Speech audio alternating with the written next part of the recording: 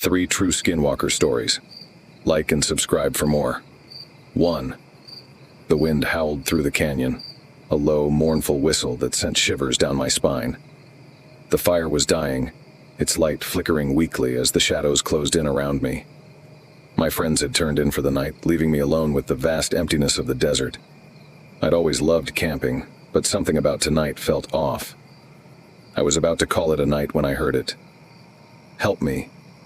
The voice was faint, almost swallowed by the wind, but unmistakably familiar. My stomach tightened. It was Jake. I'd just seen him head to the creek to refill his water bottle 10 minutes ago. Why was he calling for help? "Jake?" I called out, standing up and grabbing my flashlight. The beam cut through the darkness, illuminating the rocky trail leading down to the creek. I waited, heart pounding, but there was no response. Then I heard it again, louder this time.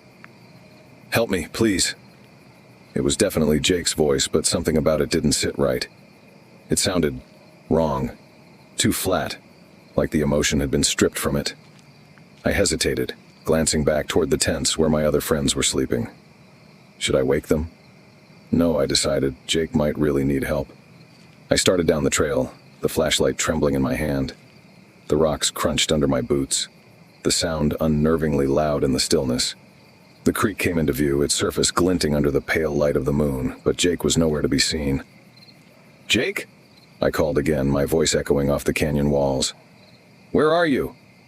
"Over here," the voice replied, coming from the other side of the creek. I swung the flashlight in the direction of the sound, and my heart nearly stopped. There he was, or at least something that looked like him. He was crouched on the far bank, his back to me, his body oddly rigid. He was rocking slightly as if trying to soothe himself. "Jake, what happened? Are you hurt?" I asked, stepping closer to the edge of the water. He didn't answer. The flashlight beam flickered, and for a moment everything went dark. Panic surged through me as I smacked the side of the flashlight, willing it to work. When the light came back on, Jake was standing now, his back still to me. "Jake?" I said, my voice shaking. He turned slowly, his movements jerky, unnatural. My breath caught in my throat as the light illuminated his face. It was Jake, or at least it looked like him. But something was horribly wrong. His eyes were too wide, reflecting the light in an almost animalistic way. His mouth stretched into a grin that didn't belong on a human face, revealing teeth that were sharper than they should have been. "Come closer," he said, his voice warped, layered with something deeper, darker. Every instinct screamed at me to run, but my legs felt like they were frozen to the ground. He took a step toward me, his limbs moving in a way that defied anatomy. "Come closer," he repeated, his grin widening impossibly. That broke the spell. I turned and ran, the flashlight bobbing wildly in my hand. Behind me, I heard the sound of something chasing me, its footsteps heavy, irregular, as if it was galloping on all fours. I didn't stop until I reached the camp, bursting into the clearing and diving into my tent. My friends woke up, startled, but I couldn't form the words to explain what I'd seen. The next morning, I found Jake sitting by the fire, looking perfectly fine. He laughed when I told him what had happened, claiming he had fallen asleep in his tent and never went to the creek. But I know what I saw. And sometimes late at night, I still hear his voice calling out for help, echoing faintly through the canyon. Mine too. It was late. The kind of late where the world feels empty and surreal. The desert highway stretched endlessly in front of me, a dark ribbon cutting through the barren landscape. My car's headlights were the only source of light for miles, and the radio played softly, more for company than entertainment. I'd been driving for hours, my eyes heavy and my thoughts wandering, when I first saw the figure. It was standing by the side of the road, barely visible in the shadows. My stomach tightened. It was unusual to see anyone out here, miles away from the nearest town. As I got closer, the figure stepped forward and raised an arm to wave me down. I slowed instinctively, my foot hovering over the brake. The person appeared to be tall and thin, dressed in dark, tattered clothing that seemed to blend into the night.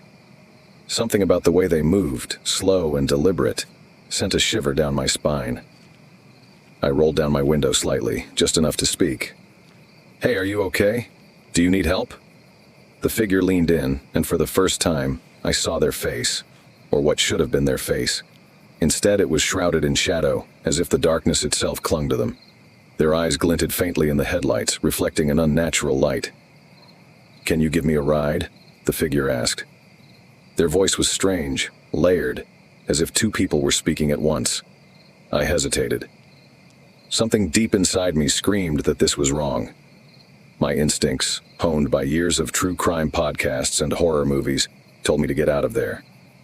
"I'm sorry," I stammered. "I can't. Maybe I can call someone for you." The figure didn't respond right away. Instead, they tilted their head, their movements unnervingly slow, like they were studying me. Then they smiled, or at least, I think they did. It was hard to tell, but the shape of their mouth shifted, revealing too many teeth. "No need," they said, their voice dropping to a guttural tone. "I'll find my own way." Without another word, I rolled up my window and hit the gas, my heart pounding in my chest. As I sped away, I glanced in the rearview mirror. The figure had stepped back onto the road, watching me with those glinting eyes. Then they did something that made my blood run cold. They dropped to all fours and started running after my car. At first, I thought it was a trick of the light, my tired eyes playing games with me. But the way their body moved, jerky, unnaturally fast, was unlike anything I'd ever seen. They were keeping up with me, even as I pushed the car to 70 miles per hour. Their long limbs bent at impossible angles, their shadows stretching and twisting in the headlights. I pressed the accelerator harder, my hands gripping the wheel so tightly my knuckles turned white. The figure finally began to fall behind, their distorted shapes swallowed by the darkness. But the sound of their pursuit, the heavy thudding of their limbs against the pavement, lingered in my ears long after they were out of sight. When I reached the nearest gas station, I pulled over, shaking and out of breath. The fluorescent lights buzzed overhead as I stepped out of the car, desperate to feel the solid ground beneath my feet. It wasn't until I walked around to the back of the car that I saw the scratches. Deep, jagged marks gouged into the metal, as if claws had raked across it. My stomach churned, and I quickly got back into the car, not daring to linger any longer. For the rest of the drive, I couldn't shake the feeling that I was being watched. Every shadow on the road seemed to move. Every flicker of light made me jump. By the time I reached home, I was exhausted, but I couldn't sleep.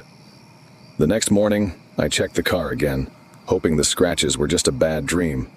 But they were still there, a chilling reminder of what had happened. To this day, I avoid driving that stretch of road, especially at night.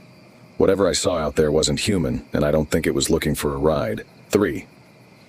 Growing up near Navajo Nation, I always heard stories about the Skinwalkers, evil beings that could take the form of animals or people to sow fear and chaos.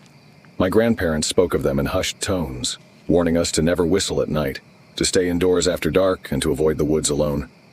I believed them in the same way kids believe all ghost stories, half-heartedly, not truly thinking they'd ever see the thing themselves. That was until the night I learned the stories were all too real. It was a quiet evening in late autumn. The air was crisp and the stars glittered in the clear sky above.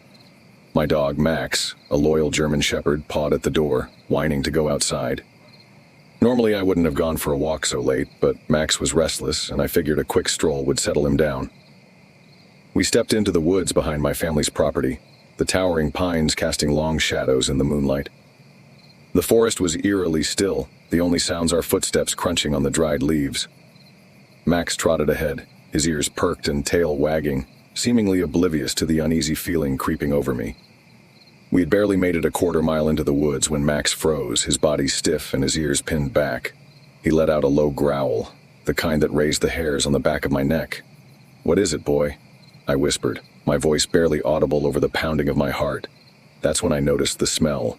It was faint at first, but as the wind shifted, it hit me full force, a nauseating stench of rotting meat. I gagged, pulling my shirt over my nose. Max barked, his hackles raised, staring intently into the shadows ahead. I followed his gaze, and that's when I saw it. At first it looked like a coyote, its thin, scraggly frame barely visible in the dim light. But something was off. Its legs were too long, its body too angular. It moved awkwardly, like it wasn't used to its own limbs. Then it looked at me, and I felt my blood run cold.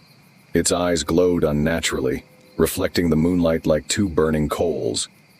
But it wasn't just the glow. It was the intelligence behind them, the calculating stare that sent a primal wave of terror through me. I took a step back, pulling Max's leash. "Let's go," I whispered. my voice shaking. As if in response, the creature stood up, on two legs. My breath caught in my throat as I watched its body contort, its limbs twisting and snapping into grotesque positions. It stood taller than any human I'd ever seen, its head cocked to one side as it studied me. Then it spoke. "Come here, Max," it said, perfectly mimicking my voice. My heart stopped. Hearing my own words repeated back to me, distorted and hollow, was more terrifying than anything I'd ever experienced. Max whimpered, pulling against the leash, his instincts screaming the same thing mine were. Run. The creature took a step forward, its movements jerky, like a puppet on tangled strings. "Don't you want to come closer?" it asked, its voice layered now as if multiple people were speaking at once. I turned and bolted, dragging Max with me. My legs burned as I sprinted through the forest, the sound of snapping twigs and rustling leaves behind me telling me it was following. "Stop!" it screamed, its voice no longer mimicking mine but something guttural and inhuman. I didn't stop. I didn't even look back. The house came into view, and I felt a flicker of hope. I practically threw myself through the door, slamming it shut and locking it behind me.